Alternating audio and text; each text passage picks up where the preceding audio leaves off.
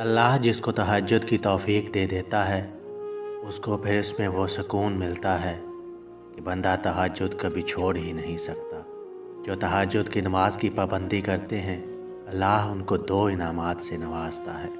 तहज्जुद के वक्त बंदा जब अपने बिस्तर से उठकर अल्लाह ताला के सामने खड़ा होता है, नमाज अदा करता है, तो अल्लाह ताला फरिश्तों से पूछता है कि बताओ किस चीज़ की इसको तलब है, किस चीज़ ने इसे मजबूर किया है कि मेरा बंदा मेरे हजूर आकर खड़ा हो गया है।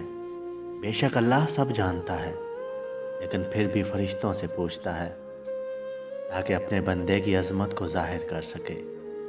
फरिश्ते फरमाते हैं कि ऐ अल्लाह, ये बंदा आपकी रहमत चाहता है, आप इसको अपनी रहमत से नवाज दीजिए। और ये बंदा आपके अज़ाब से भी डरता है, आप इसको अपने अज़ाब से भी पनाह दे दीजिए। अल्लाह उसी वक्त फ़रिश्तों को गवाह बनाकर कहता है, या फ़रिश्तों तुम गवाह रहना, मैंने अपने बंदे को अपनी रहमत से नवाज दिया, मैंने इसे वो चीज़ दे दी जिसकी इसको तलब है। और जब अल्लाह अपने बंदे को अपनी रहमत से नवाज देता है तो उसकी दुनिया और आखिरत के तमाम काम आसान हो जाते हैं।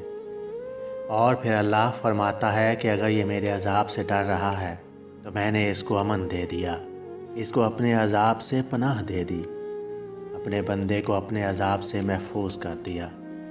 इतनी करीम है वो ज़ात जो फरिश्तों को गवाह बनाकर कहती है कि मैंने अपने बंदे को 2 इनामात से नवाज दिया जिसका वो तलबगार है। और यह इनाम सिर्फ़ तहज्जुद की नमाज की पाबंदी करने वालों के लिए है, क्योंकि ये वो वक्त होता है जब आपके और अल्लाह के दरमियान सिर्फ मोहब्बत का राब्ता होता है, बंदे और अल्लाह की मोहब्बत का राब्ता।